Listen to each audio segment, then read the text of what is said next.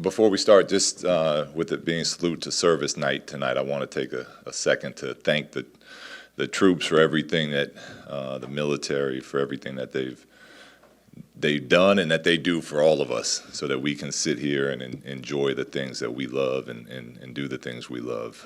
The ultimate sacrifice that they make, they deserve to be thanked and honored. So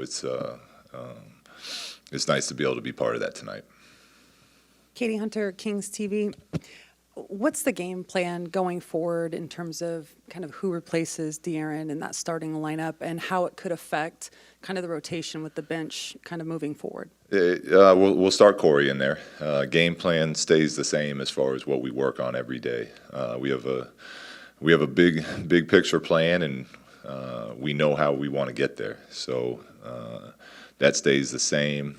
Rotations will be different. Minutes will be different. But we plan on playing the same way and continuing to work on our execution, continuing to work on our screen setting, continuing to try to break the paint, create open threes for each other. So all the things that we've been stressing, we continue to stress. Is that, with Corey, is that something that you feel is kind of a set thing for the duration of De'Aaron's kind of absence, or is it something you have to fill out that could be dependent on opponent or matchups? Yeah, it can always change. And a big thing I've talked about a lot this year is that the starters don't. It doesn't matter who starts who. We're a team. And different nights, different people are going to be finishing the games. Different nights, we've already had, I don't know, 3 different starting lineups with Marvin being in there the first night, and now Corey will be in there tonight. Dwayne started earlier. Now Rashawn's starting. So we're a team, and can it change? Yes. But again, it doesn't matter as long as we're playing for the same purpose. Coach Walton, Tony Harvey, Sacramento Observer. Don't mind me asking, is there, you said there could be some changes that possible with other ball handlers, maybe such as like Bogey. You already mentioned Yogi. Yeah. Could that extend to someone's like Guy if you needed his service? Yeah, everyone knows they if you're on the active list, you better be ready. I had no plan on playing Harry in Atlanta. I thought we needed that energy. I wanted to see what he could bring to the table, and I thought he did a really nice job. He was ready.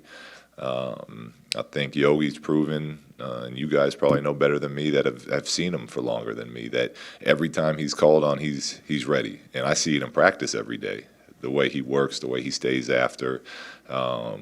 Bogey will get some more of a point guard responsibilities at times, depending on who's out there on the court with him. So, that list grows.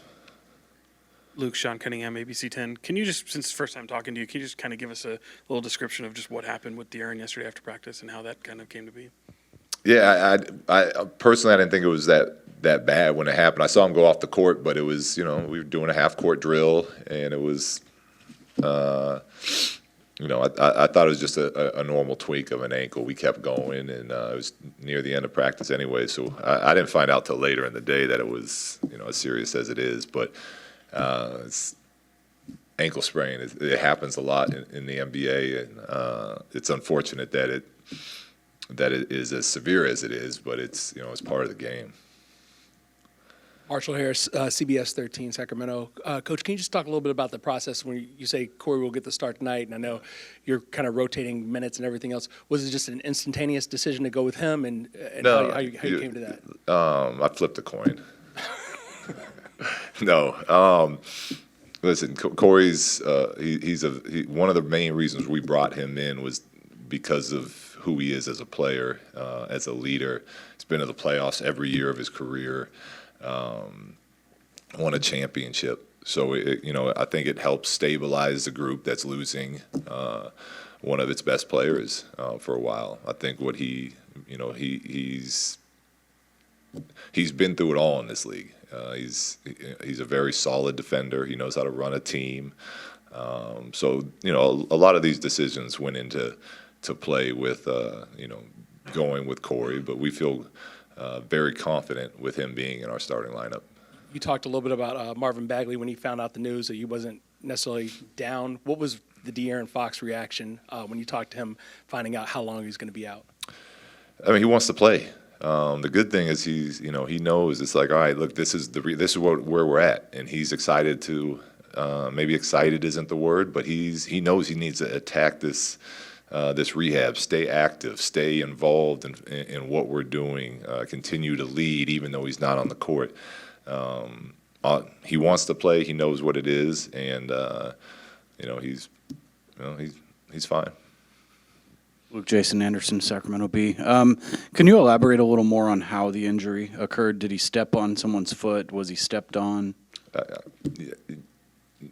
Sure, but I don't really see the point of.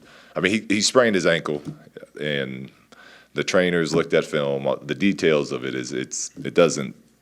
The details aren't important. What's important is that our team again comes together and grows and fights and gets better through this, and that he aggressively attacks this rehab and gets back with us as soon as he can. And on Marvin, is there any update on a timeline for him, or is that still the same? No, same timeline. What I can tell you is what I see every day with Marvin, and that is somebody that is working extremely hard. I mean, he's in the weight room every day. He's on the court doing conditioning every day, balancing, sitting there doing whatever ball work he can do with where his thumb is at. So timeline's the same. Again, we're not going to rush him back at all. We want to make sure that thumb's 100% healthy before he's out there getting hit again.